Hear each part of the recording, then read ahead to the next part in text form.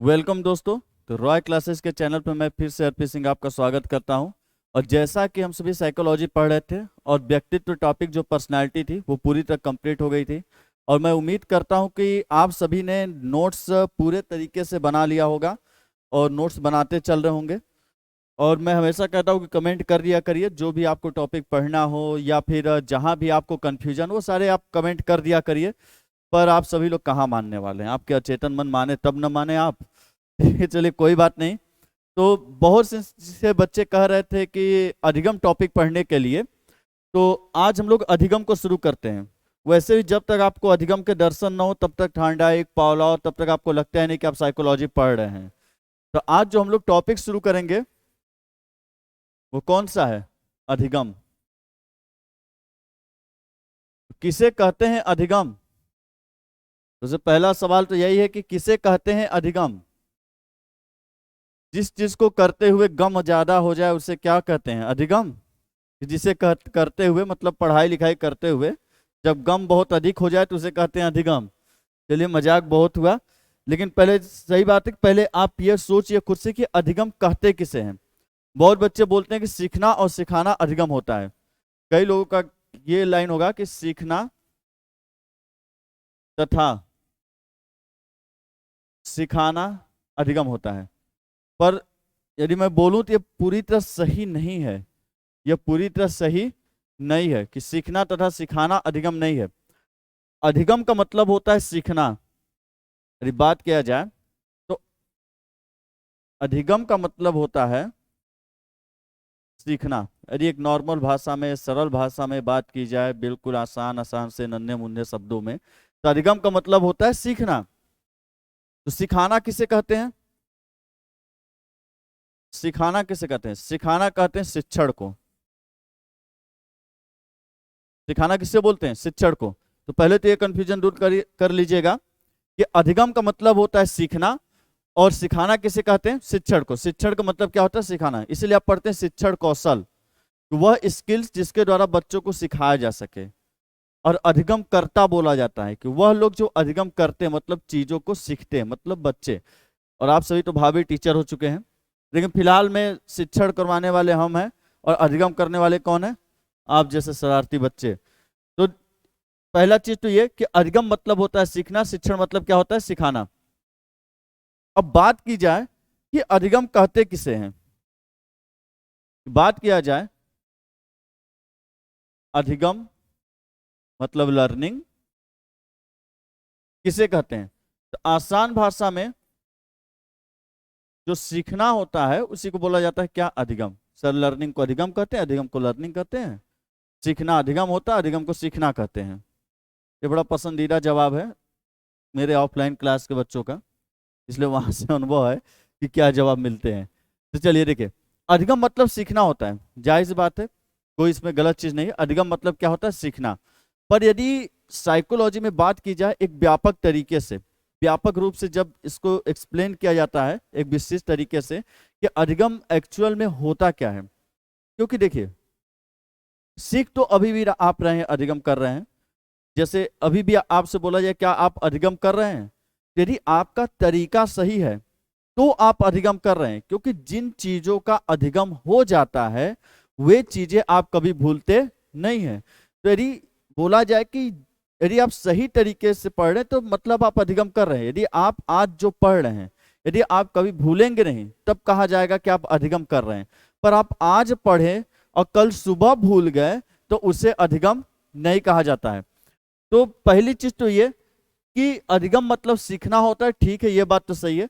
पर अधिगम की बात की जाए कि एक व्यापक परिभाषा जो साइकोलॉजी बोलती है कि अधिगम कहते किसे हैं, तो अधिगम का मतलब होता है व्यवहार में स्थायी परिवर्तन।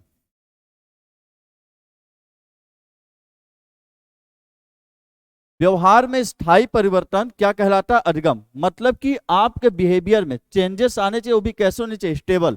कि आपके व्यवहार में जो परिवर्तन आए वो कैसा होना चाहिए? स्टेबल होना चाहिए, स्थायी होना चाहिए। मतलब अभी आपने किसी चीज को पढ़ा, पढ़ के आपने दिमाग में रखा, रखने के बाद वो चीज स्थायी होना चाहिए। ऐसा नहीं कि आप सुबह उठे और चीजें भूल गए तो वो चीजें स्थायी नहीं है, तो उसे आप अधिगम नहीं कर सकते। मतलब जो बदलाव आया, यदि वो बदलाव आपके जीवन में टिक जा रहा है, स्थायी हो जा रहा है, तो उसे आप किस में लेते हैं? अधिगम में लेते हैं।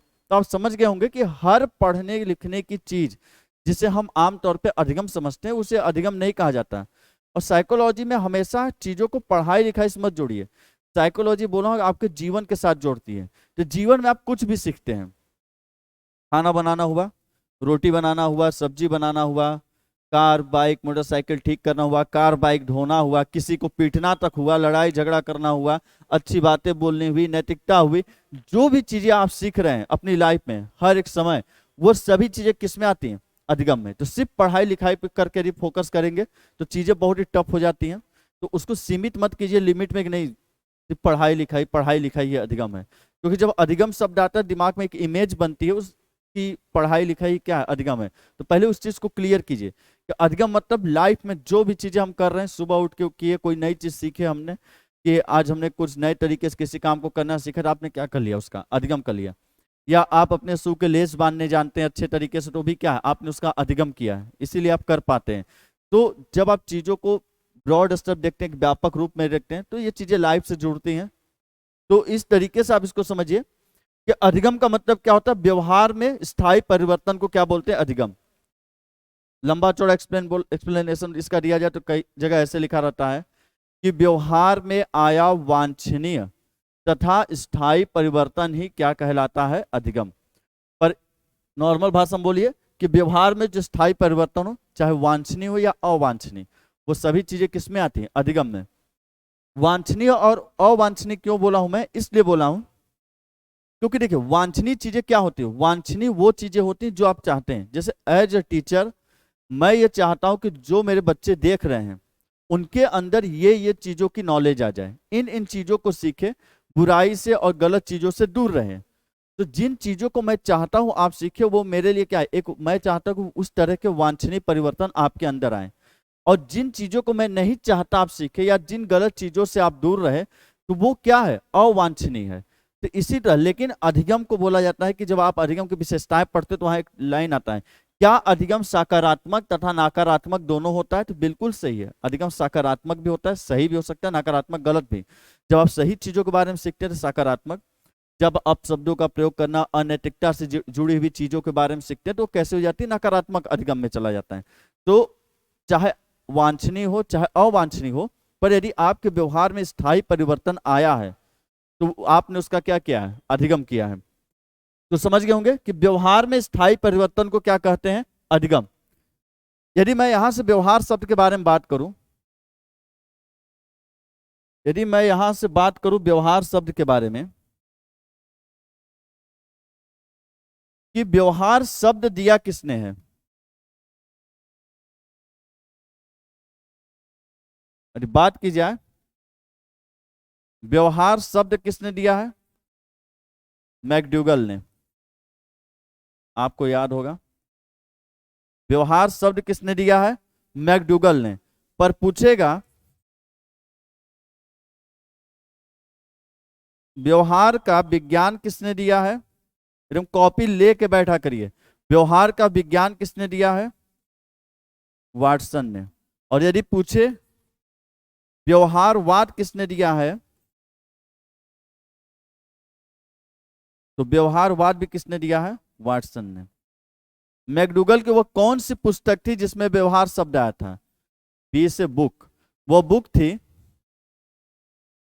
Outline of psychology. Outline of psychology. तो एक काम किया करिए हमेशा कि कॉपी लेके बैठा करिए, कि नोट्स भी आपको पता है नोट्स उससे नहीं करते जो पीडीएफ फॉर्मेट में मिल जाए, प्रिंट करवाए, नहीं तो मोबाइल में पड़ा हुआ कभी देखे नहीं। कॉपी पेन लेके लिखने का सबसे अच्छा तरीका यह है कि जैसे ही आप चीज़ों को समझते जाते हैं, जब आप क्लास के समय ही लिखते हैं तो उसमें सबसे अच्छी बात यह होती है कि आप चीज़ों को रोकते हैं, उसे समझते हैं, और समझने के बाद उसे अपने तरीके से आप लिखते हैं। तो जब आप चीज़ों को लिखते हैं तो आप पढ़े होंगे शिक्षण में कि जितनी ज़्यादा इंद्रियां हमारी काम करती हैं जितनी ज्यादा इंद्रियां, जो 5 इंद्रियां होती हैं हमारे अंदर सेंसेस, तो जितनी ज्यादा इंद्रियां हमारी काम करती है उतनी ही अच्छी तरीके से चीजों के बारे में सीखते हैं। अब खुद सोच के लिखिए कि एक कंडीशन जिसमें आप वीडियो देख रहे हैं और इंतजार कर रहे हैं कि पीडीएफ मिलेगा, पीडीएफ जान के नहीं देता हूँ, नहीं तो इसी को तो पीडीएफ बनाना है, पीडीएफ बनाओ और डाल दो, नहीं पीडीएफ जान के नहीं देता हूँ, नहीं तो दे दिया ना तो अगले दिन से आप लिखना भी छोड़ देंगे। और ना लिखने की कंडीशन में क्या होता है, आप देखते हैं और सुनते हैं बस। पर जब लिखने की बात आती है ना तो आप चीजों को देखते हैं, सुनते हैं, क्योंकि आपको उन चीजों के बारे में लिखना है, इसलिए आप समझते हैं कि इसको किस पैटर्न में लिखूं, इसको किस तरीके से मैं लिखूं। तो आप जब चीजों को समझते हैं, सुनते हैं, देखते हैं, साथ में लिखते भी हैं, तो सारी मानसिक क्रियाएं चलती हैं और तब जाके आपको चीजें बहुत ही आसान तरीके से कॉन्सेप्ट के रूप में आपके दिमाग में बैठते जाता है। तो चीजों को मन लगाइए, ज्यादा नहीं है, 1 घंटे का काम है, मन लगाइए, अच्छे से करिए। जब प्रैक्टिस सेट लेके आऊंगा इन सभी टॉपिक पे आराम से, जिसमें हर एक टेट के क्वेश्चन रहेंगे सारे बिल्कुल, तो आप इस कंफ्यूजन में ना रहे कि आया कहाँ से था, ताकि कॉन्सेप्ट आपके क्लियर होने चाहिए। क्योंकि यदि कॉन्सेप्ट नहीं क्लियर होता ना, वही बच्चे पेपर में फंसते हैं। क्योंकि एग्जैक्ट थोड़ी ना उठा के दे देगा आपको कि उठा के दिया और आपने सॉल्व किया लगा लिए, होता ना पेपर में जाते हैं और आखिरी के 9-10 क्वेश्चन ऐसे रहते कि समझ में नहीं आता कहाँ से आया है, या कंफ्यूजन में रह जाते हैं कि इसमें कंफ्यूजन है। वो इसीलिए रहता है क्योंकि कॉन्सेप्ट नहीं क्लियर रहता है। इसलिए पहले चीज़ों को पढ़ा जाता है, उसके बारे में समझा जाता है, और जब उसमें प्रैक्टिस सेट की जाती है तब चीज़ों के अंदर क्लियरिटी आती है, वो क्लियर होते हैं, सेट होते हैं चीज़ें कि नहीं ये चीज़ें यहाँ हैं, ये चीज़ें इसके लिए हैं। तो एक सही पैटर्न में पढ़ने की कोशिश क्या करिए, कोशिश मत कीजिए, पढ़ाई कीजिए एक सही पैटर्न में। तो देखिए ये तो व्यवहार शब्द के बारे में चीजें थी, ये किसके बारे में चीजें थी, व्यवहार शब्द के बारे में। वापस चलते हैं हम अधिगम के बारे में, कि आउटलाइन ऑफ साइकोलॉजी मैकडूगल ने दिया था, मैकडूगल की बुक थी जिसमें व्यवहार शब्द दिया था। वाटसन ने क्या दिया, व्यवहार का विज्ञान, और व्यवहारवाद भी किसने दिया, वाटसन ने दिया। ये तो व्यवहार शब्द के बारे में था। अब बात यह है कि व्यवहार में स्थायी परिवर्तन ही क्या कहलाता है, अधिगम कहलाता है। तो मुद्दे की बात फिर यहाँ पे ये लगी कि बहुत से इसमें अलग अलग तरीके के कॉन्सेप्ट आने लगे, जैसे बच्चे मैच्योर हो रहे हैं तो क्या उसे भी अधिगम कहा जाएगा, मैच्योरिटी मतलब परिपक्वता को भी अधिगम कहा जाएगा। या फिर मान लीजिए कोई बीमार हो जा रहा है, बीमार होने के कारण भी उसके बिहेवियर में चेंजेस आते हैं, तो क्या उसे भी अधिगम कहा जाए। तो इस तरीके की कई चीजें आने लगी। फिर वहां से ये चीजें निकल के आई कि व्यवहार में जो स्थायी परिवर्तन आ रहा है वो आना चाहिए सिर्फ 3 वजह से। व्यवहार में जो स्थायी परिवर्तन आ रहा है, जो स्टेबल आपके चेंजेस आ रहे हैं, वो चेंजेस आपके सिर्फ 3 वजह से आने चाहिए। पहला अभ्यास, दूसरा प्रशिक्षण, और तीसरा अनुभव। मनोविज्ञान का कहना है कि पहली चीज तो अधिगम उसे कहा जाएगा जिसमें आपके बिहेवियर में स्थायी क्या आ जाए, परिवर्तन। दूसरी चीज जो स्थायी परिवर्तन वो सिर्फ 3 वजह से आनी चाहिए। पहला, या तो आप अभ्यास कर रहे हैं किसी चीज की, एक्सरसाइज अभ्यास कर रहे हैं, तब आपके अंदर परिवर्तन आ रहा है तो वो अधिगम कहलाएगा। या प्रशिक्षण, जैसे आप बीटीसी या बीएड के, ये एक टीचर ट्रेनिंग है जो आप ट्रेनिंग करते हैं, प्रशिक्षण लेते हैं, या आप किसी चीज का प्रशिक्षण ले रहे हैं, उसके वजह से यदि स्थायी परिवर्तन आया तब अधिगम कहलाएगा। या किसी चीज का आपको अनुभव हुआ और उसके जरिए यदि आपके व्यवहार में कोई परिवर्तन आता है तो क्या कहलाता है, अधिगम। जैसे अभ्यास में बात की जाए तो जैसे आप सब्जेक्ट पढ़ते हैं, उस पर एक्सरसाइज करते हैं, प्रैक्टिस सेट करते हैं, यदि इन सभी चीजों को कर रहे हैं आप, तब यदि आपके बिहेवियर में बदलाव आया, और जाहिर सी बात है आएगा, यदि तब आपके बिहेवियर में क्या आता है, बदलाव, तब उसको क्या बोला जाएगा, अधिगम। सिर्फ वीडियो देख लेने से हवा हवाई में थोड़ी ना अधिगम हो जाएगा। अब आप भावी टीचर हैं, जब आप नहीं समझेंगे कि अधिगम पढ़ना कैसे है, तो फिर कल जाके आप बच्चों को कैसे समझाएंगे कि सही तरीका पढ़ने का क्या है। तो पहले तो खुद के व्यवहार में क्या लाना होता है, बदलाव। तो देखिए पहला चीज, जब आप बार बार चीजों का अभ्यास करते हैं और अभ्यास करने की वजह से आपके बिहेवियर में बदलाव आता है तो उसे कहा जाता है अधिगम। प्रशिक्षण, जैसे आप टीचर की ट्रेनिंग लेते हैं कि बच्चों को पढ़ाया कैसे जाए, कितने एंगल पे लिखना है, मिटाने के बाद कैसे खड़े होने हैं, प्रस्तावना कौशल, जिसमें आप लेसन प्लान बना सकते हैं, जिसमें प्रस्तावना प्रश्न आते हैं कि पहले क्लास में इंटर होंगे तो ये 5 प्रश्न है, 5 में से 3 प्रश्न आसान वाले रहेंगे पूर्व ज्ञान से जुड़े हुए, 2 प्रश्न सृजनशीलता पर सारे चिंतन करेंगे जिसमें बच्चे अपने अलग अलग जवाब दे सके, जहां से जिज्ञासा और रुचि उत्पन्न होती है। तो उस तरीके से आप पूरी क्या लेते हैं, ट्रेनिंग, प्रशिक्षण। तो आप किसी चीज का प्रशिक्षण ले रहे हैं, जैसे घर में सब्जी बनाना हो गया, रोटी बनाना हो गया, रोटी को बेलना भी हो गया, तो सारी चीजों का आप क्या लेते हैं, प्रशिक्षण लेते हैं। प्रशिक्षण को जैसे आपके व्यवहार में स्थायी परिवर्तन आए तो क्या कहलाता है, अधिगम।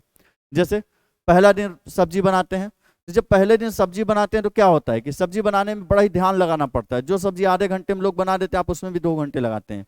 प्याज को भी आप यदि देखते कि नहीं गल रहा है प्याज की नहीं, ब्राउन बोले थे तो कितना ब्राउन हो रहा है, कम ब्राउन हो रहा है कि ज्यादा ब्राउन हो रहा है, क्या हो रहा है पता ही नहीं चल रहा है, बिल्कुल नजर गड़ाए रहेंगे उस पर। लेकिन जिस दिन आप सीख जाते हैं, आपके बिहेवियर में स्थायी परिवर्तन आ जाता है, आप उसी सब्जी को जब आप बनाते रहते हैं, आप पूरी तरह सीख चुके हैं, आपके व्यवहार में स्थायी परिवर्तन आ गया है, तो चीजों का क्या हो जाता है, अधिगम। सब्जी रख के आ गए, टीवी देखते रहेंगे, आप जाएंगे भी नहीं सब्जी देखने, तो जैसे बोलेंगे कैसे को 15 मिनट हो गया, सब्जी बंद कर दो, पक गया होगा। क्यों? क्योंकि आपके व्यवहार में क्या हो गया, स्थायी परिवर्तन। उस चीज के बारे में आपने बहुत ही अच्छे तरीके से सीख लिया है, वो आपके बिहेवियर में पूरी तरह से मिल चुकी है। तो वही कहा जाता है व्यवहार में क्या होना चाहिए, परिवर्तन। अनुभव, अनुभव कैसे होता है? अब यदि अनुभव की बात की जाए तो जैसे धोखा मिलता है, मतलब आपको पहले लगता था कि दुनिया बड़ी अच्छी है, पहले लगता था कि दुनिया बड़ी अच्छी है, यहाँ बड़े ही नेक इंसान रहते हैं, लोगों की मदद करने वाले, भरोसेमंद, विश्वास पे ही दुनिया चलती है, तो इस तरीके के इंसान रहते हैं। लेकिन किसी दिन आपको किसी बहुत करीबी ने धोखा दे दिया, अब आपके चिंतन मन में बातें आई गई होंगी, तो जब धोखा दिया तो उस दिन से लगता है कि नहीं, सब के सब धोखेबाज हैं, ये दुनिया बहुत कमीनी टाइप की है, यहाँ सब के सब धोखेबाज है, कोई भी सही नहीं है। तो वहां पे चीजों का आप क्या करते हैं, अनुभव करते हैं। जब आप अनुभव करते हैं तो आपके बिहेवियर में एक बदलाव आता है। मतलब पहले बिहेवियर था कि जिस दुनिया को आप बोलते थे बहुत अच्छी है, उसी दुनिया को बिहेवियर बदलने के बाद आप बोलने लगे कि नहीं ये दुनिया बहुत ही धोखेबाज है, हर व्यक्ति पे भरोसा नहीं करना चाहिए, किसी पे, सब यहाँ पे स्वार्थी टाइप के होते हैं। मतलब इस जगह से इस जगह आपके व्यवहार में जो परिवर्तन आया वो सिर्फ एक वजह से आया, क्योंकि आपने दुख और दर्द का क्या किया, अनुभव किया, या धोखे का आपने क्या किया, अनुभव किया। तो उस अनुभव की वजह से भी जब आपके व्यवहार में स्थायी परिवर्तन आता है तो उसे क्या कहते हैं, अधिगम कहते हैं। तो ये 3 चीजें होती हैं जिसकी वजह से यदि आपके व्यवहार में स्थायी परिवर्तन आए तो क्या कहलाता है, अधिगम। तो यहां से आप अधिगम समझोगे कि अधिगम कहते किसे कहते हैं, व्यवहार में स्थायी परिवर्तन को अधिगम कहते हैं। स्थायी परिवर्तन किन 3 वजहों से आना चाहिए, अभ्यास, प्रशिक्षण और अनुभव। इस पे एक बार प्रश्न पूछा जा चुका है, आपको बता दूं, इस पे एक बार प्रश्न पूछा जा चुका था। क्वेश्चन ऐसा था, परिपक्वता मतलब मेच्योरिटी के कारण व्यवहार में आया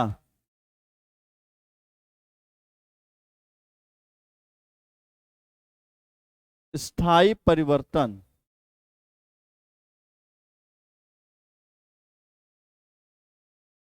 अधिगम कहलाता है। पहला था पूर्णतः सत्य,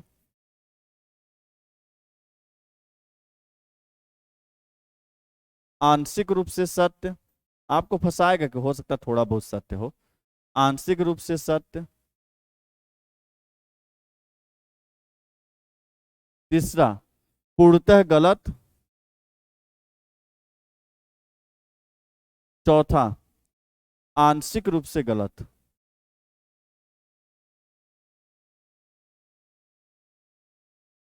आंशिक रूप से गलत। अब देखिए व्यवहार में स्थायी परिवर्तन तो अधिगम कहलाता है, बच्चे इसी में धोखा खाते और क्या मार देते हैं, पूर्णतः सत्य, पर यह ऑप्शन क्या हो जाएगा, गलत। व्यवहार में स्थायी परिवर्तन आए लेकिन वजह क्या है इसके पीछे का, परिपक्वता, और इस तीनों में कहीं परिपक्वता है, नहीं है, इसलिए यह क्या है, पूर्णतः गलत है। परिपक्वता हो गया, बीमारी हो गई, दुर्घटना आपके साथ हो गया, चोट लग गया, हाथ पैर कट गया, तो इन सभी चीजों की वजह से आपके बिहेवियर में चेंजेस आ रहे हैं। जैसे बीमारी हो जाती है, व्यक्ति चिड़चिड़ा हो जाता है, क्रोध आ जाता है, चिड़चिड़ा स्वभाव, तो वो जो चीजें होती है जैसे बीमारी की वजह से आप चिड़चिड़े हुए, तो वो चीजें आपके हमेशा स्टेबल नहीं होती। इसलिए यदि परिपक्वता हो गया, बीमारी हो गया, इन सभी चीजों की वजह से यदि आपके व्यवहार में परिवर्तन आता है तो वो चीजें आपका अधिगम नहीं कहलाती। अधिगम के लिए, व्यवहार में स्थायी परिवर्तन के लिए सिर्फ ये 3 चीजें क्या होती हैं जिम्मेदार, या तो अभ्यास, प्रशिक्षण, अनुभव। सिर्फ यही 3 चीजें हैं जिसके वजह से आपके बिहेवियर में बदलाव आने चाहिए, और तभी आपको क्या होगा अधिगम। अब आप जिन चीजों को पढ़ रहे हैं, या तो जैसे आपने संवेग पढ़ा, एक टॉपिक है संवेग, या तो संवेग का आप अभ्यास करिए अच्छे से, तब आपको समझ में आ जाएगा टॉपिक का, या प्रशिक्षण ले लीजिए संवेग का कि नहीं कैसे डर लगने पे भागते हैं, कैसे जब क्रोध होता है तो तोड़ फोड़ करते हैं, या फिर क्या होना चाहिए उसका अनुभव। आपने जो संवेग अभी तक जीवन में झेले होंगे, उसका अनुभव किए होंगे, उन चीजों से जोड़िए, तो आपको क्या होगा तब सही में जाके क्या होगा अधिगम। इसलिए पढ़ने के यही अधिगम के 3 सही तरीके हैं, अभ्यास, प्रशिक्षण और अनुभव। एक बार इसका स्क्रीनशॉट ले लीजिएगा।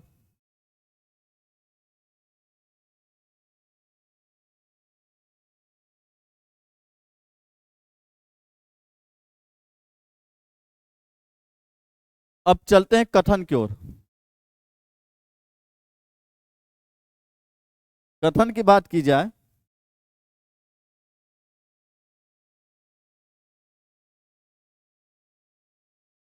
स्टेटमेंट माने कि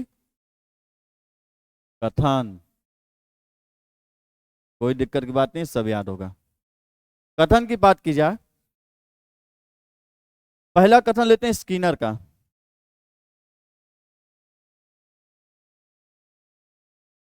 स्किनर का कथन लेते हैं, और कथन हम किस टॉपिक का पढ़ रहे हैं, अधिगम का, इसको याद रखना है। कथन किस टॉपिक का है, ये नहीं कि अधिगम का कथन मिला दिए व्यक्ति भिन्नता में, व्यक्ति भिन्नता का कथन मिला दिए व्यक्तित्व में, तो व्यक्तित्व का कथन मिला दिया प्रेरणा में, प्रेरणा का कथन मिला रहे हैं अधिगम में। ठीक है, कथन अलग है, तो ध्यान रखिए किसने कौन सी बात कही है। स्किनर का कथन लेते हैं, व्यवहार में उत्तरोत्तर अनुकूलन। शॉर्ट में कथन लिखूंगा, ज्यादा लंबा नहीं लिखूंगा, लंबा लिखने का कोई मतलब नहीं होता है। व्यवहार में उत्तरोत्तर, यदि आप कर लीजिएगा कमेंट, यदि लंबे कथन चाहिए तो बोलिएगा। शॉर्ट। अब जैसे इनका पूरा कथन यह है कि व्यवहार में उत्तरोत्तर अनुकूलन अधिगम कहलाता है। तो भाई आप जान ही रहे हैं कि अधिगम के कथन पढ़ रहे हैं हम, तो कहलाएगा क्या, सब अधिगम ही ना कहलाएगा, तो उसको लिखने की थोड़ी जरूरत है। शॉर्ट लिखेंगे, छोटा लिखेंगे, साइकोलॉजी है, मनोविज्ञान, दिमाग को बेवकूफ बनाना होता है। ये दिमाग आपके हिसाब से नहीं चलता, इसको चलाना है, अपनी उंगलियों पर नचाना है तो दिखाओ, कह रहे बहुत छोटे छोटे कथन है, आराम से याद हो जाएंगे और झट से याद कर लेगा। और जब बड़े बड़े लिख देंगे कथन ना, तो दिमाग देखते क्या करिए यार बहुत बड़े हैं, ये याद करने में बहुत टफ लगेगा। तो ये साइकोलॉजी है कि दिमाग जब से आपका बेवकूफ नहीं बनेगा ना, इसे आप अपने तरीके से नहीं घुमाएंगे, तब तक ये आपको घुमाता रह जाएगा, नहीं बहुत टफ है, बहुत बड़े बड़े हैं, इसलिए इतना शॉर्ट लेके दिमाग को लगना चाहिए अरे यार ये बहुत तो शॉर्ट है। तो देखिए, व्यवहार में उत्तरोत्तर अनुकूलन क्या कहलाता है, अधिगम कहलाता है। ये किसका कथन है, स्किनर का। अगला कथन लेते हैं क्रो एंड क्रो का। एक हस्बैंड और एक वाइफ थी, क्रो एंड क्रो का कथन लेते हैं।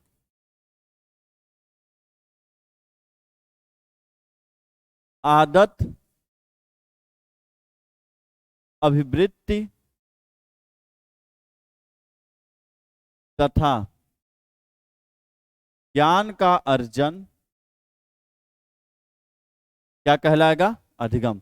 आदत, अभिवृत्ति तथा ज्ञान का अर्जन अधिगम कहलाता है। या देखिए पेपर में, देखिए पेपर में मैं पहले ही बोला हूं कि हर मनोविज्ञान के कथन में, कुछ मनोवैज्ञानिक के कथन में कुछ ना कुछ स्पेशल शब्द होते हैं। जैसे स्किनर में क्या है, उत्तरोत्तर अनुकूलन, इस शब्द के साथ कोई खिलवाड़ नहीं करेगा। अब व्यवहार में उत्तरोत्तर अनुकूलन अधिगम कहलाता है, या तो कथन ऐसे लिख देगा, या ऐसे भी लिख सकता है व्यवहार में उत्तरोत्तर अनुकूलन सीखना कहलाता है, या इसी को ऐसे लिख दे कि सीखना व्यवहार में उत्तरोत्तर अनुकूलन है। तो आप समझ गए होंगे मेरे कहने का मतलब कि चीजों को चाहे जैसे तोड़े मरोड़े, पर जो मुद्दे की बात है कि उत्तरोत्तर अनुकूलन के साथ खिलवाड़ नहीं करेगा। तो बिल्कुल याद कर लीजिए, स्किनर का एक कथन है जिसमें उत्तरोत्तर अनुकूलन आता है, और जिस कथन में आया उत्तरोत्तर अनुकूलन टिक मारिए किसके पे, स्किनर पे। तो क्रो एंड क्रो का क्या है, आदत, अवृत्ति और ज्ञान का अर्जन क्या कहलाता है, अधिगम कहलाता है। अगला कथन लेते हैं गिलफोर्ड। अगला कथन किसका लेते हैं, गिलफोर्ड का।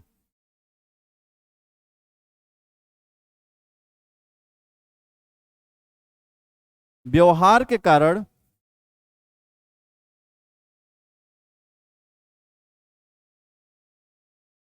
व्यवहार में आया परिवर्तन,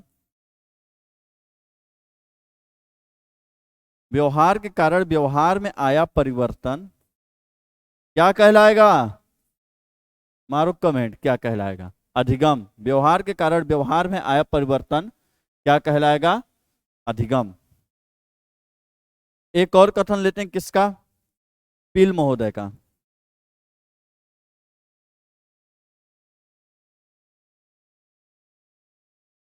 वातावरण के कारण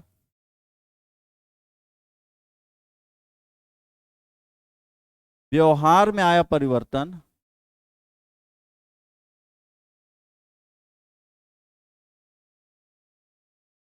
क्या कहलाता है? अधिगम। आज कुछ ज्यादा अच्छा हम राइटिंग लिख रहे हैं क्या? जब बता दीजिएगा तो। आज कुछ पिछले वाले से ज्यादा अच्छा लिख दे रहे हैं क्या? एक बार इसका स्क्रीनशॉट ले लीजिएगा। स्क्रीनशॉट क्या, नोट्स बना के लिखिए। आदत बना लिया आप लोग भी स्क्रीनशॉट का।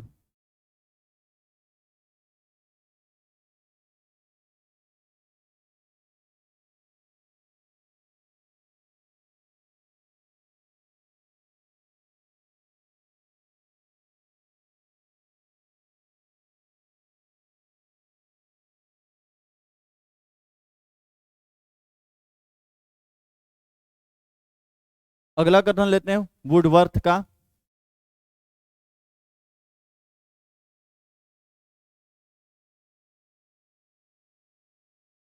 वुडवर्थ का। नवीन ज्ञान तथा नवीन प्रतिक्रियाओं, नवीन ज्ञान तथा नवीन प्रतिक्रियाओं को प्राप्त, प्राप्त की जगह अर्जन शब्द भी लिख सकता है, अर्जन करने की प्रक्रिया, करने की प्रक्रिया क्या कहलाती है? अधिगम कहलाती है। वुडवर्थ की एक और लाइन है। वुडवर्थ का ही एक और कथन है, ध्यान दीजिएगा। वुडवर्थ का ही एक कथन ये है और एक कथन और है वुडवर्थ का।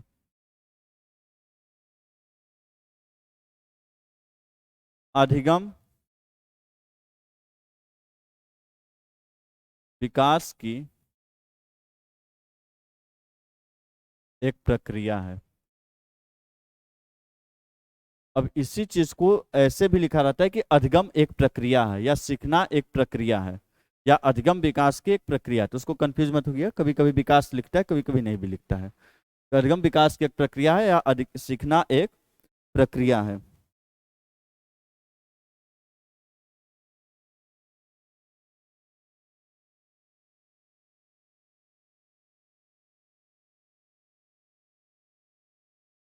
एक कथन लेते हैं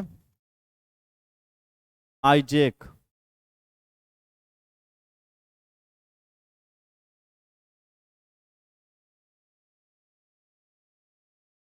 नवीन तथा स्थायी परिवर्तन के अंतर्गत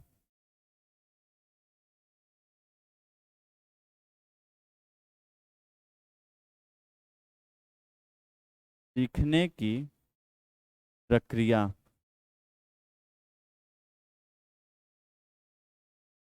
सीखने की प्रक्रिया क्या कहलाती है? अधिगम कहलाती है।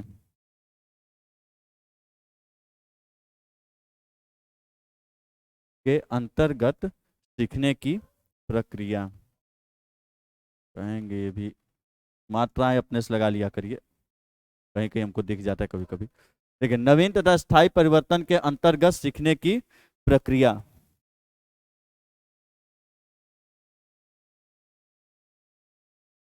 देखिए, तीन और मनोवैज्ञानिक हैं, उनकी लीला देखिए, वो कथन कैसे बनाते हैं, बहुत ही क्या कहते हैं ना कि बहुत ही वैज्ञानिक अलग ही स्वभाव और दिमाग के होते हैं। देखिए उसको अगले पेज पे या फिर देखिए यहीं पे, एक वैज्ञानिक है गेट्स, अगले पेज पे ही बता देता हूं आपको, सुनिएगा। एक वैज्ञानिक है गेट्स, एक वैज्ञानिक है मार्गन, और एक वैज्ञानिक कौन, क्रोनबैक। गेट्स, मार्गन और क्रोनबैक। देखिए अधिगम में जो स्थायी परिवर्तन आता है, अधिगम में जो स्थायी परिवर्तन आता है उसके तीन वजह है, अभ्यास, प्रशिक्षण और अनुभव। तीनों आपको याद है ना कि इन्हीं तीन के कारण व्यवहार में क्या आता है, परिवर्तन। तो अधिगम होने के लिए जो व्यवहार में परिवर्तन आता है उसके लिए कितने कारण है, वजह है, तीन है। एक है अभ्यास, एक है प्रशिक्षण, एक है अनुभव। मतलब अभ्यास, प्रशिक्षण और अनुभव, इन तीन कारणों से यदि आपके व्यवहार में स्थायी परिवर्तन आता है तो उसे क्या बोलेंगे बालक, अधिगम। अब इन मनोवैज्ञानिकों ने कथन कैसे बनाया, सभी ने एक शब्द ले लिया अनुभव को, इन्होंने भी लिया अनुभव, इन्होंने लिया अनुभव, और ये भी बोले हम भी क्या लेंगे, अनुभव। बोले भाई बिना अनुभव के काम तो नहीं चलेगा, हम सभी को क्या लेना है, अनुभव। तो चलिए ठीक है, सब अनुभव ले लिए। तो गेट्स बोले कि ठीक है भाई अनुभव तो सब ले लिए, कि तीनों का एक ही तरह का रहेगा। तो बच्चे बोलेंगे कि कौन किसका कॉपी कर लिया है, सब चोर टाइप के वैज्ञानिक हो गए। तो गेट्स बोले हम क्या लेंगे, प्रशिक्षण। हम क्या लेंगे, प्रशिक्षण। मार्गन बोले कि हम अनुभव के साथ क्या लेंगे। अब मार्गन देखे कि अनुभव भी खत्म हो गया, सब ले लिए हैं, प्रशिक्षण भी गेट्स गेट्स लेके भाग गया है, तो बचा क्या, अभ्यास। तो मार्गन बोले हम क्या लेंगे, अभ्यास। अब यहां से कथन क्या बनता है, देखिए गेट्स का जब आप कथन पढ़ते हैं, गेट्स ने बोला है अनुभव व प्रशिक्षण के उपरांत व्यवहार में परिवर्तन क्या कहलाता है, अधिगम। या इसी को अनुभव व प्रशिक्षण के कारण व्यवहार में आया परिवर्तन क्या कहलाता है, अधिगम। अब तो समझ होंगे कि कथन को कैसे याद करते हैं। मार्गन ने बोला, बनाइए कथन झट से, अनुभव व अभ्यास के कारण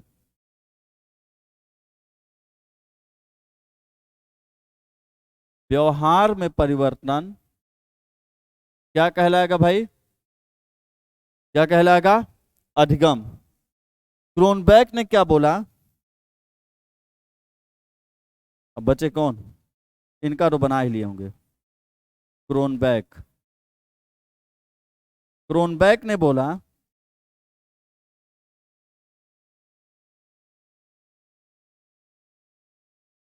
अनुभव के परिणाम स्वरूप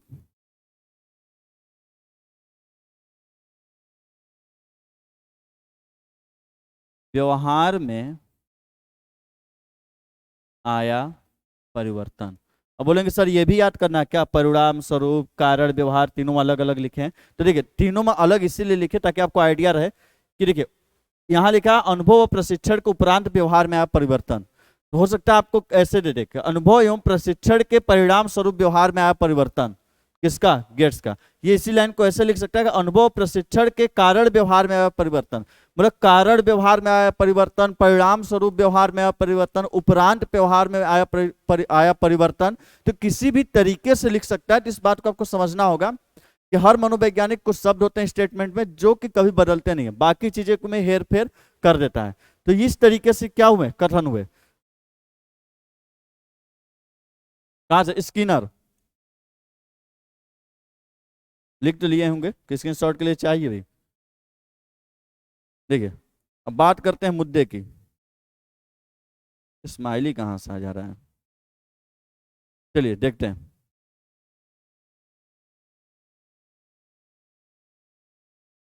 देखिए स्किनर में क्या आता है, नर, याद है कि नहीं, स्किनर में क्या आता है, नर आता है। और नर का मतलब क्या होता है, स्किनर में जो आपके मुख्य शब्द है वो कौन सा है, उत्तरोत्तर अनुकूलन, इस बात को ध्यान रखिएगा। तो स्किनर में क्या आता है, नर आता है, स्किनर में क्या आता है आपका, नर आता है। और नर मतलब क्या हो जाता है, मानव, नर का मतलब क्या हो जाता है, मानव। अब मानव हमेशा क्या करता है, उत्तरोत्तर अनुकूलन, उत्तरोत्तर शब्द का मतलब होता है आगे की ओर बढ़ना, उत्तरोत्तर का मतलब क्या होता है, आगे की ओर बढ़ना। अनुकूलन मतलब अपने आप को एडजस्ट कर रहे हैं, कोई नए वातावरण में गए तो वहां उसके हिसाब से आप अनुकूलन ला रहे हैं, और अनुकूलन लाते हुए उत्तरोत्तर मतलब आगे की ओर अनुकूलन कर रहे हैं, ये नहीं कि और पीछे जा रहे हैं जमाने में, और कहाँ बढ़ रहे हैं, आगे बढ़ रहे हैं। मतलब जो आपका नॉलेज है, आपका बिहेवियर है, उसमें आप एक कदम आगे जा रहे हैं, ये नहीं कि आप अपने नॉलेज को और कम कर रहे हैं। तो उन्होंने बोला कि स्किनर ने कि व्यवहार में उत्तरोत्तर अनुकूलन, नर मतलब मानव, और मानव हमेशा अपने ज्ञान को क्या करता है, आगे की ओर बढ़ाता है, मतलब क्या करता है, उत्तरोत्तर अनुकूलन करता है। क्रो एंड क्रो में देखा जाए, आदत, ए से आदत, ए से वृत्ति, जे से ज्ञान, जे से क्या हो जाएगा, ज्ञान। मतलब क्रो एंड क्रो, दो कौवे मिलके आज हमें तीन ज्ञान की बातें बताएंगे। अब कहेंगे सर आज कहां दिख रहा है, ये देखो ना, डबल ए और जे, आज नहीं हो गया, दो कौवे मिलके आज हमें तीन ज्ञान की बातें बताएंगे। और तीन ज्ञान की बातें क्या हैं, आदत, अभिवृत्ति और ज्ञान। ये आदत, अभिवृत्ति और ज्ञान कि ये तीन चीजों से यदि आप अपने अंदर परिवर्तन लाते हैं तो आप क्या कर लेंगे, अधिगम। तो दो कौवे मिलकर आज तीन ज्ञान की बातें बताते हैं, ए से आदत, ए से अभिवृत्ति और जे से ज्ञान। गिलफोर्ड, गिलफोर्ड बोले व्यवहार कर, व्यवहार में परिवर्तन अधिगम कहलाता है। असल में हुआ क्या कि गिलफोर्ड महोदय निकले घूमने के लिए, गिलफोर्ड महोदय निकले घूमने के लिए, और जब घूमने निकले एक उनका दोस्त से भेंट हो गया जिनसे वो रोज मिलते थे, और ये थे गिलफोर्ड महोदय। अब ये गिलफोर्ड महोदय इनको बोलते हैं गुड मॉर्निंग, क्या बोलते हैं, गुड मॉर्निंग। और ये तुरंत इनके गाल पे एक हाथ फोड़ देता है, चट्ट से लगाता है, इनका गाल तोड़ देता है तुरंत। तुरंत इनका दोस्त इनको एक हाथ गाल पे लगाता है चट्ट से, तो इनका गाल क्या कर देता है, फोड़ देता है। तो गिलफोर्ड महोदय के व्यवहार में क्या आ जाता है, परिवर्तन। तो गिलफोर्ड महोदय के व्यवहार में क्या आ जाएगा, परिवर्तन। तो गिलफोर्ड महोदय बोलते हैं हम तुमको गुड मॉर्निंग बोले, तुमको गाल पे थप्पड़ लगा रहा है, ऐसा करो आज से हम अपना व्यवहार बदल ही देते हैं, अब रोज सुबह सुबह आएंगे ना तो तुमको गुड मॉर्निंग नहीं बोलेंगे, तुमको हम पहले मारेंगे, तुमको जो मारा है ना इसका बदला रोज लेंगे, रोज सुबह सुबह तब तुमको गुड मॉर्निंग नहीं बोलेंगे, अपना व्यवहार बदल लेंगे। गुड मॉर्निंग नहीं बोलेंगे, तुमको रोज क्या मारेंगे, थप्पड़, तुम्हारा भी गाल क्या कर देंगे, फोड़ देंगे। तो वहीं से इनका नाम क्या पड़ जाता है, गिलफोर्ड, क्योंकि गाल क्या हो गया था, फोड़ दिया गया था। तो गाल कैसे फूटा था, उनका जब दोस्त ने व्यवहार किया गाल फोड़ने वाला, तो उनके कारण गिलफोर्ड महोदय के व्यवहार में क्या आ गया, परिवर्तन। और इसीलिए क्या बोला जाता है, व्यवहार कर, व्यवहार में परिवर्तन क्या कहलाता है, अधिगम। बड़ा ही गहन अध्ययन किए हैं गिलफोर्ड, बोलते हैं एकदम सोशल एक्सपेरिमेंट था कि सुबह सुबह गुड मॉर्निंग बोले, दोस्त एक थप्पड़ गाल पे दे दिया, फोड़ दिया गाल, और जब गाल पे फोड़ दिया एक हाथ तो गिलफोर्ड महोदय के व्यवहार में आ गया परिवर्तन कि हम तुम्हें सुबह सुबह गुड मॉर्निंग बोलते हैं, तुम साला कि हमको सुबह ही मार देता है, ये नहीं कि कुछ बोले, गलती भी बताएं कि क्या हुआ क्या नहीं, सीधे एक हाथ मार ही दिया, ऐसा करो रोज सुबह हम तुमको तोड़ेंगे। तो उसके वजह से गिलफोर्ड महोदय के व्यवहार में क्या आ गया, परिवर्तन। पील महोदय, देखिए वातावरण, जब वातावरण बदलता है, मौसम बदलते हैं, तो फलों का रंग पक के कैसा हो जाता है, बोलने की जरूरत है ही नहीं, समझ गए होंगे कैसा, पीला। जब वातावरण बदलते हैं, मौसम बदलते हैं, तो फलों का रंग फल पक के उनका रंग कैसा हो जाता है, पीला हो जाता है। तो पील महोदय ने क्या बोला, वातावरण के कारण व्यवहार में परिवर्तन। और गिलफोर्ड ने क्या बोला है, देखिए व्यवहार में परिवर्तन तो सब बोले, लेकिन वजह क्या है, गिलफोर्ड ने बोला कि व्यवहार के कारण व्यवहार में आया परिवर्तन। क्यों भाई, व्यवहार, जैसा दोस्त मेरे साथ व्यवहार किया मेरा भी व्यवहार उसी के अनुसार बदलेगा। पील महोदय बोले फलों का रंग पक के पीला हो जाता है, कैसे, वातावरण के बदलने की वजह से। बोलते हैं ना कि बारिश हो जाएगा तो सब फल पकने शुरू हो जाएंगे, खाने में बहुत ही अच्छा लगेगा, मीठा लगता है। तो वातावरण के कारण जब व्यवहार में परिवर्तन आता है तो उसे किसने बताया, पील। जब वातावरण बदलता है तो फलों का रंग पक के कैसा हो जाता है, पीला हो जाता है। अगला देखिए वुडवर्थ, इनका पूरा नाम विलियम वुडवर्थ। वुडवर्थ ने बताया, सबसे पहली चीज वुडवर्थ में दो व दिख रहे हैं ना, एक व यहाँ एक व यहाँ, एक व आता है नवीन में, एक व आता है दूसरे वाले नवीन में, कि जो ज्ञान और प्रक्रियाएं वो कैसी होनी चाहिए, नवीन होनी चाहिए, नई होनी चाहिए। जब आप नए ज्ञान को सीखते हैं, नई प्रतिक्रियाएं सीखते हैं, जैसे आपके साथ किसी ने कोई व्यवहार किया तो आप कोई ना कोई प्रतिक्रिया, मतलब एक्शन का रिएक्शन तो देंगे ना, कोई ना कोई प्रतिक्रिया जाहिर करेंगे। तो जब आप नए ज्ञान सीखते हैं, नई प्रतिक्रियाएं सीखते हैं, तो उसी को क्या कहा जाता है, अधिगम। तो वुडवर्थ में दो व आता है, दो व से याद रखिएगा, एक को नवीन वाला व, एक को वो वाला व। और उन्होंने बोला कि वुडवर्थ ने एक लाइन बोला है कि अधिगम विकास की क्या है, एक प्रक्रिया है, या इन्हीं का कथन इस तरीके से देता है कि अधिगम क्या है, एक प्रक्रिया है, या इसी को ऐसे लिखेगा, सीखना क्या है, एक प्रक्रिया है। आइजैक ने, आइजैक न्यूटन वाले आइजैक नहीं है, लेकिन ये आइजैक खोपड़ी न्यूटन वाली रखे थे। अभी तक आप जो पढ़े थे, ये पढ़े थे शुरू में कि सीखना या अधिगम, अधिगम व्यवहार में स्थायी क्या है, परिवर्तन। अब आइजैक जानते हैं कि अधिगम जो सीखना है व्यवहार में स्थायी परिवर्तन है, ठीक है। तो इन्होंने बोला कि ऐसा करते हैं कि थोड़ा सा खिलवाड़ कर देते हैं और हम भी एक नया कथन दे देते हैं। आप इधर से पढ़ रहे थे, आइजैक किधर से पढ़ दिए, इधर से, और एक शब्द लगा देते हैं क्या, नवीन। उन्होंने क्या शब्द लगाया, नवीन, और इधर से पढ़ दिए कि नवीन तथा स्थायी, नवीन तथा स्थायी परिवर्तन के अंतर्गत जो सीखना कहलाता है वो क्या कहलाता है, अधिगम। मतलब आप हमेशा इधर से पढ़ थे, सीखना व्यवहार में स्थायी परिवर्तन, उन्होंने उल्टा पढ़ दिया। जो नवीन तथा स्थायी परिवर्तन के अंतर्गत जब आप सीखेंगे, तो आप हमेशा ऐसे पढ़ते हैं ना, सीखना क्या है, व्यवहार में स्थायी परिवर्तन, उन्होंने उल्टा कर दिया कि नवीन तथा स्थायी परिवर्तन के अंतर्गत सीखना क्या कहलाता है, अधिगम। आइजैक न्यूटन है, खोपड़ी रखते हैं ये सब, ऐसे थोड़ी ना वैज्ञानिक कहलाते हैं। कहते ना वैज्ञानिक का मतलब होता है शरारते, खुराफात। जितने आप ज्यादा खुराफाती हैं, जितने आप 3 पास करना जानते, करिए सर इसका तो ट्रिक ये भी बन सकता है, बस समझ जाए कि आपका लक्षण जा रहा वैज्ञानिकों की तरफ। अब इसका मतलब ये नहीं कल से वैज्ञानिक ही बन जाए आप, उसके लिए और भी आपके अंदर गुण चाहिए। गेट्स का तो बता ही दिए, देखिए गेट मतलब होता है दरवाजा।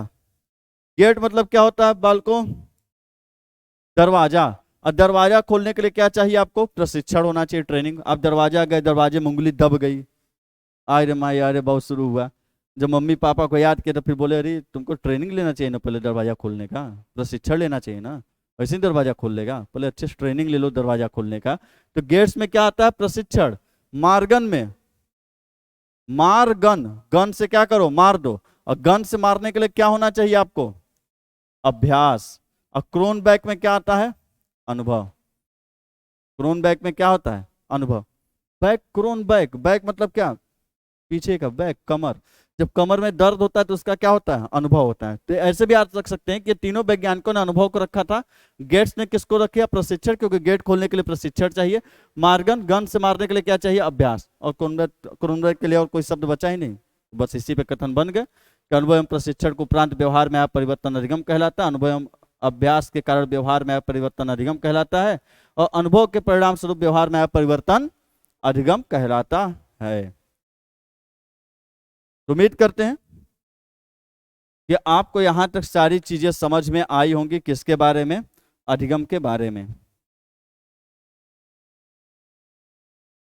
अब बात की जाए कि अधिगम के पक्ष कौन कौन से होते हैं। अब ये क्या बोल दिए सर, हाँ सर,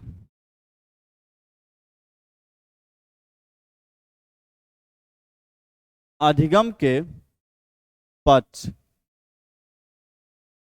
पक्ष या पहलू, अधिगम के पक्ष या पहलू, मतलब कौन कौन से पहलू होते हैं अधिगम के। तो देखिए आपने अभी जो पढ़ा था कि अधिगम में जो परिवर्तन आते हैं 3 वजह से आते हैं। एक होता है अभ्यास, पढ़े थे कि नहीं, एक होता है अनुभव, प्रशिक्षण, और एक होता है, भाई साहब कौन सा, अनुभव। 3 पढ़े थे ना। कहेंगे इस पे ज़्यादा फोकस आप करवा रहे हैं। अरे फोकस करो, ऐसे नहीं करवा रहे हैं, वो घूमते टहरते आएगा। तो देखिए अधिगम के पक्ष भी कितने होते हैं? 3। अभ्यास करना, किताब कॉपी लेके पढ़ रहे हैं, अभ्यास करें, प्रैक्टिस करें, मतलब कौन क्या चल रहा है आपका पूरे बॉडी के अंदर। यदि आप किताब लेके बार बार प्रैक्टिस किए जा रहे हैं, अभ्यास कर रहे हैं, तो पूरे बॉडी के अंदर किसमें ज्यादा हलचल हो रहा है? आपकी खोपड़ी में। मतलब क्या? मानसिक रूप से। कौन सा पक्ष है? मानसिक पक्ष है। कौन सा पक्ष है? मानसिक पक्ष है। और मानसिक को ही बोला जाता है साइकोलॉजी में क्या? संज्ञानात्मक। मानसिक को ही क्या बोलते हैं? संज्ञानात्मक पक्ष, या इसी को बोला जाता है कौन सा पक्ष? मानसिक पक्ष। अभ्यास करने के लिए आपका सबसे ज्यादा जोर किस पे डालते हैं? मानसिक पक्ष पे, या फिर उसी को बोला जाता है संज्ञानात्मक पक्ष।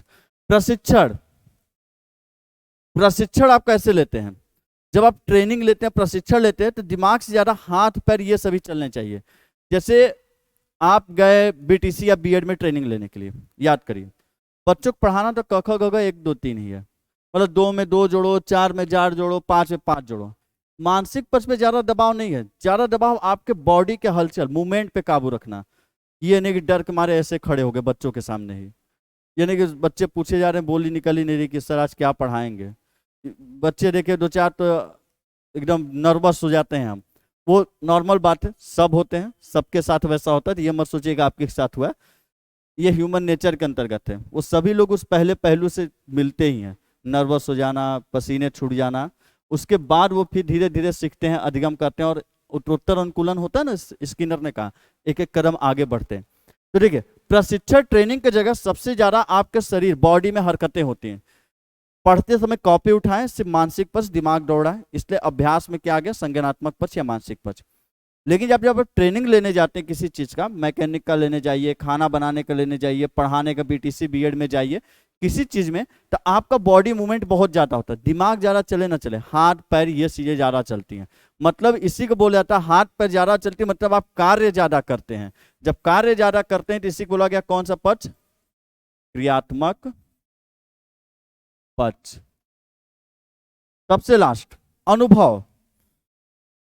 धोखा दे दी, लगाएंगे आज स्टेटस, सब बेवफा हैं, आज लगाएंगे कि दिल तोड़कर चली गई, मतलब वहां से आपके व्यवहार बदल जाते हैं ना, एक नई सीख मिल जाती है, कुछ तो सीखते भी नहीं है। आज लगाएंगे स्टेटस, चली गई, फिर 4 दिन बाद फिर वही हाल हो जाएगा, कुछ तो सीखते भी नहीं, अधिगम भी नहीं होता अनुभव के बाद भी। तो देखिए अनुभव जो होता है, अनुभव किस चीज से जुड़ा हुआ है? न मानसिक पक्ष से न इससे। एक पढ़े होंगे संवेग, जहां आपकी भावनाएं आहत होती हैं, मतलब आपकी जो फीलिंग्स होती हैं, भावनाएं होती हैं, संवेग होते हैं, वो आपके आहत होती है, तो उससे आपका क्या मिलता है? आपको अनुभव मिलता है। तो अनुभव किससे जुड़ा होता है? आपके भावात्मक पक्ष से। तो समझ सकते हैं कि क्यों बोल रहे हैं इस पे फोकस करें, क्यों अभ्यास से इसको, अभ्यास से ही निकल के आता है संज्ञानात्मक पक्ष, प्रशिक्षण से निकल के आता है क्रियात्मक पक्ष, और अनुभव से निकल के आता है कौन सा? भावात्मक पक्ष। आपकी फीलिंग, इमोशन। स्टेटस लगाना छोड़ दो, या चेतन मन से समझ जाएंगे सब कि इसके दिल में क्या चल रहा है। तो ये नहीं याद करना है आपको, ये तो बस समझाया हूं कि कैसे चीजें एक दूसरे से जुड़ी हुई हैं। एक आपको पता है तो बाकी आप खुद ही पता कर सकते हैं।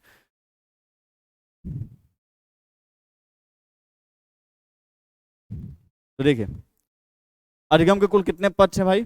3 पक्ष हैं। संज्ञानात्मक पक्ष, दूसरा क्रियात्मक पक्ष जिसमें करके सीखते हैं, तीसरा होता है भावात्मक पक्ष जिसमें आपकी भावनाएं आहत होती हैं, उसके उपरांत आप चीजों के बारे में सीखते हैं। ये होते हैं कौन से? अधिगम के पक्ष।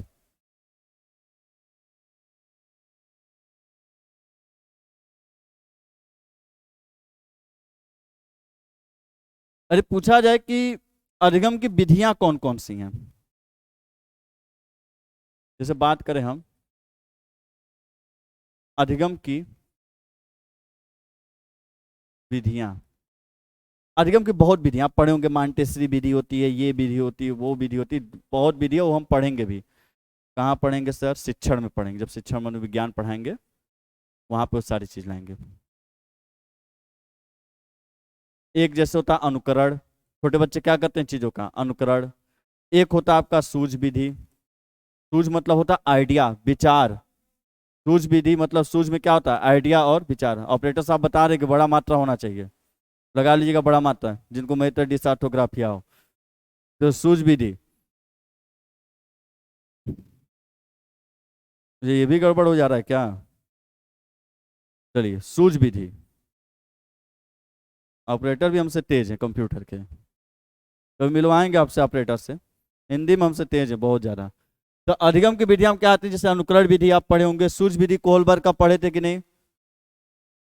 नहीं सॉरी, कोहलर का आपने सूझ विधि पढ़ा थे, गेस्टाल्ट वाल संज्ञानवादी, मैक्स वर्दिमर, याद है कि नहीं? कर्ट कोपका, कर्ट लेविन चिंपैंजी को रखते थे पिंजड़े के अंदर। ये सारी चीजें आप पढ़े कि नहीं पढ़े हैं? बीएड बीटीसी में कुछ याद आ रहा है कि नहीं याद आ रहा है? अच्छा, कुछ नहीं याद आ रहा है तो बीएड में इतना तो पढ़े होंगे ना, एक चिंपैंजी का नाम सुल्तान हुआ करता था। अरे बीटीसी में कम से कम कुछ नहीं याद रहता, इतना तो याद ही रहता है एक टॉपिक, एक चिंपैंजी था जिसका नाम क्या होता था, सुल्तान।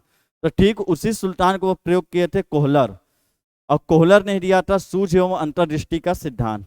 सूझ मतलब होता है आइडिया, विचार, जो आपके दिमाग में नए नए प्लानिंग आते हैं, एक एक जो बोलते हैं ना, एक आइडिया है, एक प्लान है, एक विचार आया है, तो सूझ मतलब होता है आइडिया, विचार या फिर प्लान। तो ये होता है अधिगम अनुकरण से भी होता है, सूझ से भी होता है, प्रयत्न एवं भूल से भी होता है। बार बार आपसे भूल होगा, फिर कोशिश करिए, फिर गलतियां होंगी, फिर कोशिश करिए, फिर गलतियां होंगी। मांटेसरी विधि पढ़े होंगे। तो इस तरीके से अधिगम की बहुत सी विधियां होती हैं, ये सारी विधियां हम पढ़ेंगे, कौन किसने दिया है। डाल्टन विधि हो गया, वासबर्न हो गए आपके, आपका अन्वेषण विधि हो गया, संश्लेषण हो गया। तो अधिगम की बहुत सी विधियां, आगमन विधि है, निगमन विधि है।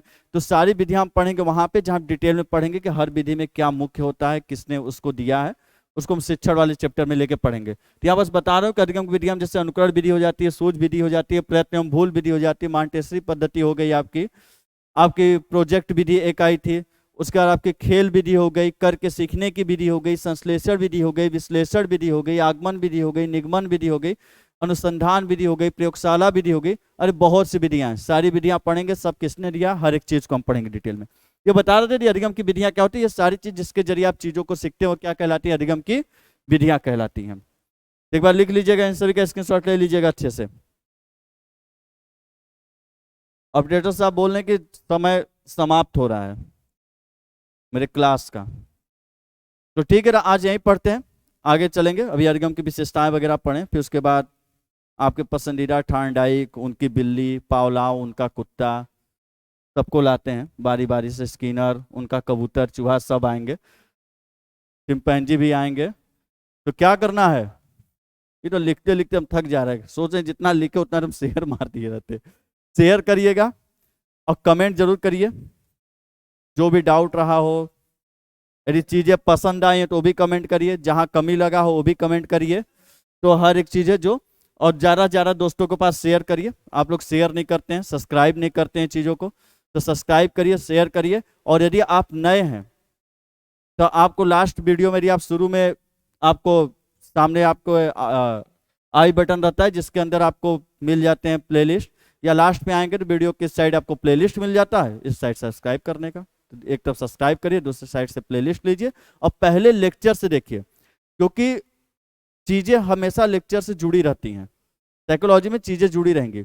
अब जैसे वाटसन के बारे में पढ़े आपने, सॉरी मैकडूगल के बारे में पढ़ा, वाटसन के बारे में पढ़ा, व्यवहार शब्द किसने दिया।